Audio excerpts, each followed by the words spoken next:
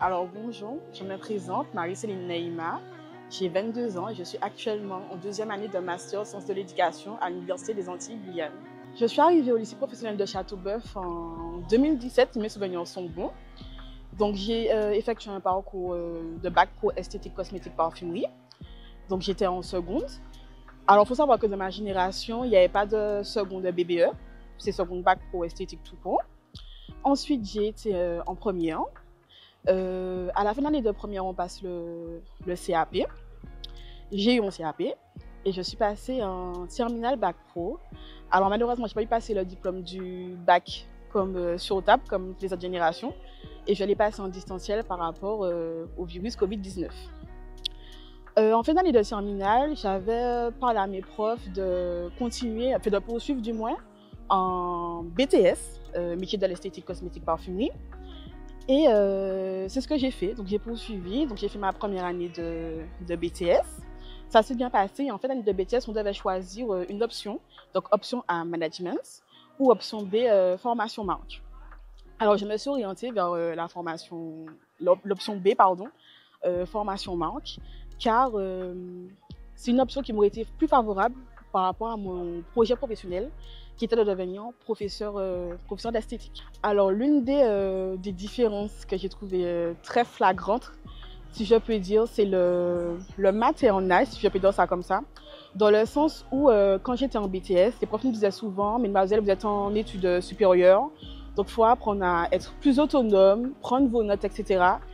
Mais malgré le fait que les profs nous disent ça, il y avait toujours cette petite forme de... Ce sont des profs qu'on avait déjà eu, donc il y avait toujours cette petite forme de... Je prends soin de mes élèves, etc. Et par contre, en arrivant à l'université, en licence, je me suis rendu compte que c'est vraiment deux salles, deux ambiances, où il faut être très autonome. Vous serez pratiquement livré à vous-même. Donc il n'y a pas de prof derrière ça. Je ne dis pas qu'on est abandonné non plus, mais c'est vraiment la grosse différence que j'ai pu observer. Alors déjà, mon cursus en bac pro, il m'a beaucoup aidé. Parce que si je n'avais pas fait ce cursus-là, j'aurais pas été là où je suis à l'heure actuelle, au niveau où je suis à l'heure actuelle. Et c'est ce cursus en bac pro qui m'a donné envie en fait d'aller plus loin. Parce qu'au début, quand je suis arrivée en seconde, j'avais juste envie de me dire, je vais me contenter d'être juste esthéticienne banale. Et en continuant, en voyant les profs, en voyant le dévouement des profs, la patience des profs avec nous, ça m'a donné envie et engouement à me dire, mais pourquoi pas être à la place des profs? Pourquoi pas aller plus loin? Pourquoi pas me surpasser?